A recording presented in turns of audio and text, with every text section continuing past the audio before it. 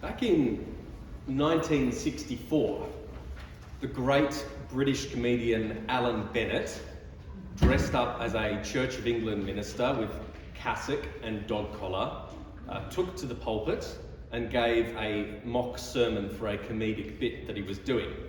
Who's heard of Allan Bennett? Couple, very good. He started off this sermon by saying, I'm going to try and do his voice sometimes, but it's very hard to imitate. The 11th verse of the 27th chapter of the book of Genesis. But my brother Esau is an hairy man, but I am a smooth man. And he said, but my brother Esau is an hairy man, but I am a smooth man. I think it's one of the funniest starts to a sermon I've ever heard. But the story he comes to later on in that same comedic sermon is what I really want to get at. And this story he tells goes like this. Very many years ago, when I was as old as some of you are now, I went mountain climbing in Scotland with a friend of mine. And there was this mountain, you see, and we decided to climb it. And so, early one morning, we arose and began to climb. All day we climbed, up and up and up, higher and higher and higher, until the valley lay very small below us, and the mists of the evening began to come down and the sun to set. And when we reached the summit, we sat down to watch this tremendous sight of the sun going down behind the mountains. And as we watched, my friend very suddenly and violently vomited. Some of us think life's a bit like that, don't we? But it isn't. Life, you know, is rather like opening a tin of sardines, where all of us looking for the key. And some of us think we've found the key, don't we? We roll back the lid of the sardine tin of life, reveal the sardines, the riches of life, get them out and enjoy them. But, you know, there's always a little bit in the corner you can't get out. I wonder, is there a little bit in the corner of your life? I know there is in mine. The point is that he was trying to get at. People might strive after a goal, a kind of life, and put everything they've got into attaining it. But once they achieve whatever it was they set out to achieve, they've reached the peak of the mountain, as it were, things may not be quite what they expected.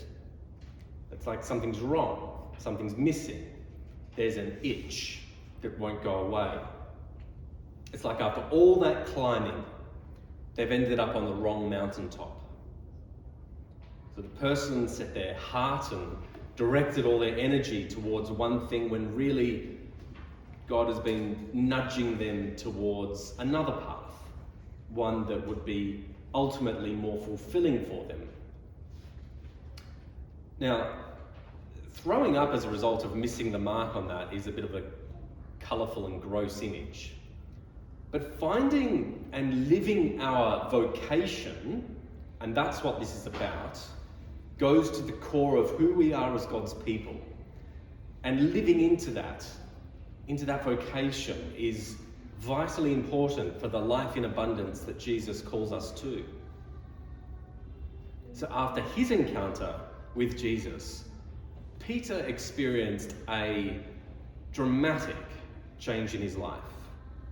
His trade as a fisherman was transfigured in the vocation that came to light in being a follower of Jesus. There was a pivotal moment when, in being called, he realized change was required, and he just left everything. Just like that, just left everything. So what exactly was it about the encounter that helped bring his identity and Jesus' identity and the discernment of his own vocation into such intense focus that he would just step out, leap out in faith like he did. He heard Jesus teaching, yes. He witnessed a miracle that was scary. But to take that next step, leaving everything, just leaving everything, and that following this person immediately was the most natural response in the world. That is a testament to the power of Christ to change a life. And that is a wonderful thing. So how often do you reflect on how Christ has changed or at least impacted your life? How often do you think of it? Think about even how your being here, meeting Jesus here in this place, has shaped the path that you have taken. God, our Creator, has a call on all of our lives, which is revealed to us in following Christ. Whatever our respective gifts, skills, interests, whatever our abilities or limitations, God has a call on us and can use us in the service of the kingdom and shine through us, that we each may reveal something of the character and purposes of God to each other. The Holy Spirit was ready to work through that first century fisherman, Peter. The Spirit was ready to work through the Old Testament prophet Isaiah, who cried out in lament, "Woe is me! I am lost, for I am a man of unclean lips, yet my eyes have seen the King." And my mind also goes to Henry Nouwen, the great 20th century spiritual teacher, who found actually that living intimately in close community with people with various disabilities taught him more about God than just about anything else. We are all called by Christ to shine and be sent. And that'll look different for all of us. But consciously and actively being part of the people of God, followers of Jesus, means recognizing the universal giftedness of all people.